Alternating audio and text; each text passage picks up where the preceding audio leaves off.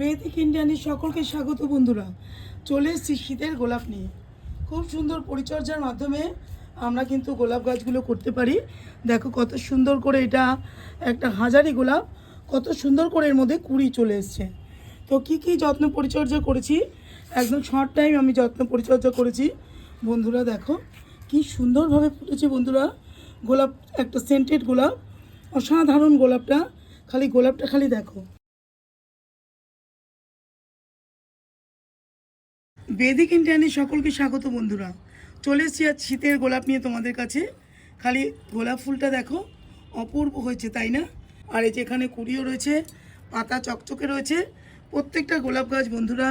তোমাদের দেখাই, এখানে রয়েছে একটা হাজারি গোলাপ, কত কত কুড়ি এসছে বন্ধুরা।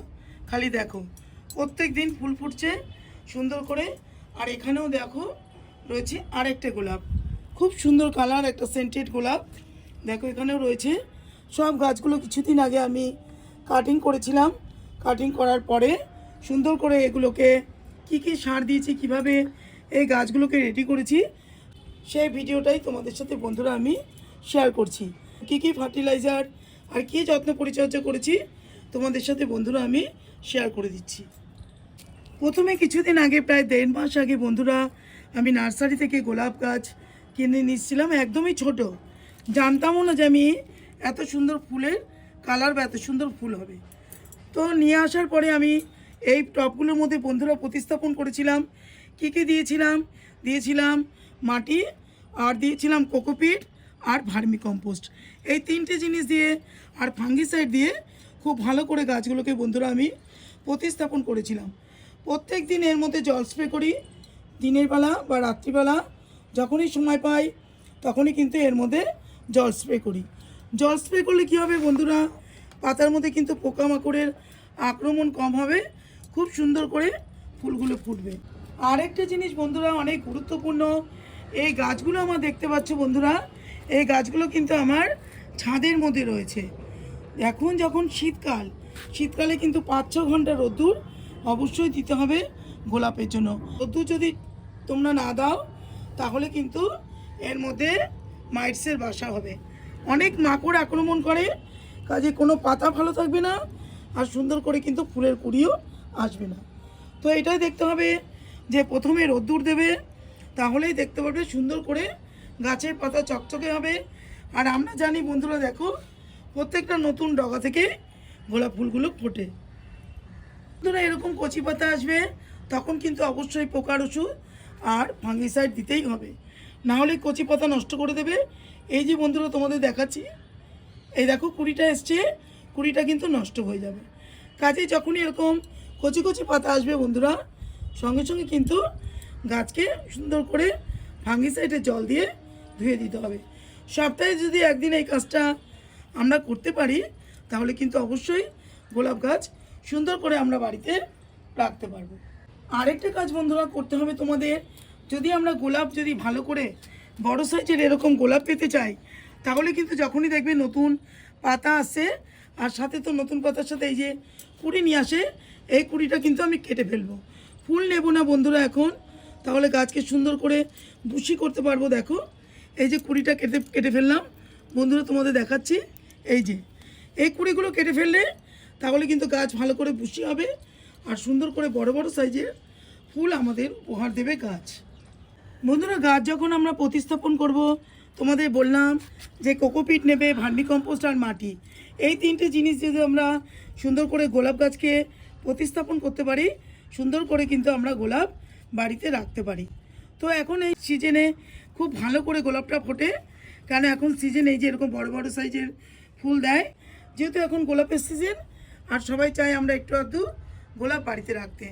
তো এইভাবে প্রতিস্থাপন করে দেখো, এখানে আমি তোমাদের দেখাই, এই যে এর মধ্যে মিক্স জৈব সার আছে, এর মধ্যে সর্ষে খোল, বাদাম খোল, নিম খোল, হাড় গুঁড়ো, শিংকুচি আর মাইক্রোনিউট্রিয়েন্ট সমস্ত কিছু দেওয়া রয়েছে এর মধ্যে। তো এই সারটা আমি বাড়িতে রেখেছি। দেখো তোমাদের দেখাচ্ছি বন্ধুরা, ওই যে ওখানে আমার সমস্ত জবা গাছ রয়েছে, ওখানে আমার ফলের গাছ রয়েছে, দেখো কি এখানে বাগানে, আর এখানে লঙ্কা গাছ, এই যে ধনে পাতা, সমস্ত কিছু আমি এই ছাদের মধ্যে বাগান করি। তো যেই সারটা তোমাদের দেখাচ্ছি বন্ধুরা, এই মিক্স ফার্টিলাইজারটা, এটা কিন্তু অবশ্যই 15 দিনে একবার গাছে হালকা করে একটুখানি এরকম খুঁড়ে নিয়ে গোড়ার মধ্যে একদম টাচ করবে না, আর এর মধ্যে হালকা হালকা একটু ফাঁকা করে নিয়ে এরকম একটুখানি নিয়ে এই সাইডে একটু দিয়ে তো হালকা করে এভাবে মাটি চাপা দিয়ে দেবে। এইভাবে বন্ধুরা মিক্সারটা ব্যবহার করবে 15 দিন অন্তর একবার। এইভাবে বন্ধুরা যদি আমরা মিক্সারটা ব্যবহার করতে পারি তাহলে কিন্তু খুব ভালো হবে। গাছের যে কাণ্ডটা দেখতে পাচ্ছ এটা মজবুত হবে, গাছ কিন্তু খুব শক্তিশালী হবে। তো মাসে অবশ্যই মিক্স ফার্টিলাইজার এর মধ্যে ব্যবহার করতে হবে। আর আরেকটা জিনিস নিয়ে এসেছি বন্ধুরা, তোমাদের দেখাই, এই যে এখানে রয়েছে নিমখোল। এই নিমখোল কিন্তু গোলাপ গাছে মাটির মধ্যেও দিতে হবে এবং এটাকে সপ্তাহে একবার করে এরকম 1 চামচের মতো নিয়ে অবশ্যই নিমখোল গাছের গোড়াতে ব্যবহার করতে হবে। কিভাবে ব্যবহার করবে বন্ধুরা তোমাদের দেখাচ্ছি। সেম পজিশনে যেরকম আমি ফার্টিলাইজার ইউজ করলাম সেরকম টবের চারদিকে আস্তে আস্তে একটুখানি এইভাবে খুঁড়ে নেব, খুব সাবধানে একদম আলগা করে চারিদিকটা খুঁড়ে নেব বন্ধুরা। আর এই 1 চামচের মতো দেখো নিমখোল নিয়ে নেব, নিয়ে এইভাবে টবের চারদিকে দিয়ে দেবো। দিলে কী হবে, একেবারে পিঁপড়ের আক্রমণ হবে না, সুন্দর থাকবে গাছ, আর মাটিতেও কোনো ফাঙ্গাস লাগবে না, খুব ভালো হবে এই গোলাপ গাছের ক্ষেত্রে। এইভাবে চারিদিকে ঘুরিয়ে বন্ধুরা এই যে মাটিটা আমি তুললাম এটাকে একটু এভাবে চাপা দিয়ে দেবো। নিমখোল এই গোলাপ গাছের আদর্শ একটা ফার্টিলাইজার, এটা কিন্তু অবশ্যই ইউজ করতে হবে সপ্তাহে 1 দিন। টবের মাটিতে অবশ্যই দেখো এইভাবে রাখবে, একদম ঝুরঝুরে মাটি দেখতে পাচ্ছ বন্ধুরা, এই যে একদম ঝুরঝুরে মাটি। তোমাদের দেখাই, এই দেখো চিপ দিলে এই যেরকম দলা হয়ে যাচ্ছে, নয়তো একেবারেই ঝুরঝুরে। টবের মাটি কিন্তু সবসময় এরকম রাখতে হবে, হালকা একটু ময়েস্ট থাকবে। আর শুকিয়ে গেলে কিন্তু হবে না বন্ধুরা, যে টব শুকিয়ে যাবে আর ভেতরে জল থাকবে না, তাহলে কিন্তু গাছের ফুল সব শুকিয়ে যাবে, পাতার মধ্যেও পোকার আক্রমণ হবে। সবসময় হালকা ভেজা ভাব রাখতে হবে। আর এইভাবে রোদ্দুরের মধ্যে গাছটাকে পুরো 5-6 ঘন্টার রোদ্দুর অবশ্যই গাছে দিতে হবে। টবের মাটি বন্ধুরা সপ্তাহে বা 10 দিন অন্তর দেখো এইভাবে হালকা হালকা একটুখানি খুঁড়ে দেবে, তাহলে কিন্তু বাতাস চলাচল করবে, রোদ্দুরের ভেতরে ঢুকবে, তাহলে খুব ভালো হবে গোলাপ গাছের ক্ষেত্রে। একটু একটু হালকা হালকা করে এইভাবে বন্ধুরা যদি আমরা এর মধ্যে একটু মাটিটাকে খুঁড়ে দিই তাহলে কিন্তু খুব ভালো হবে। দেখো হালকা একটুখানি ধরলেই এটা একদম উঠে আসছে, এতটাই সুন্দর ঝুরঝুরে একটা নরম মাটি রয়েছে। অবশ্যই আমাদের এটাকে করতে হবে গোলাপ গাছের ক্ষেত্রে হোক বা অন্যান্য যে কোনো গাছের ক্ষেত্রে ঠিক এইভাবে এই কাজটা 10 দিন অন্তর 7 দিন অন্তর অবশ্যই বন্ধুরা করতে হবে। বন্ধুরা সর্বশেষ যে কাজটা আমাদের করতেই হবে, এই গোলাপ গাছ বলেও বা যে কোনো গাছ, এখানে দেখো অনেক ধরনের গাছ রয়েছে, সব কাজের ক্ষেত্রে কিন্তু এই বায়োভিটা সিউইড অনেক কাজের জিনিস। সব কিছুর না মাইক্রোনিউট্রিয়েন্ট কিন্তু গাছ পায় না, যতই আমরা মিক্সড জৈব সার দিই।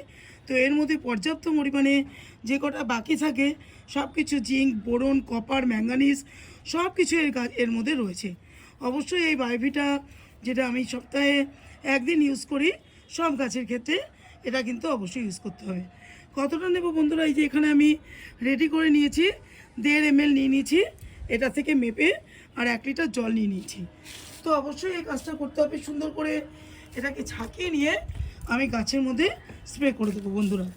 দেখো গাছের গোড়াতে বেশিরভাগ দেবো, গাছের ফুলের মধ্যে দেবো না, তাহলে কিন্তু ফুলগুলো নষ্ট হয়ে যাবে। অবশ্যই গোড়ার মধ্যে এইভাবে আমি জলটাকে স্প্রে করব। দেখো বন্ধুরা তোমাদের দেখাচ্ছি, ঠিক গোড়াটার মধ্যে দেবে এই জলটা, তাহলে খুব ভালো হবে।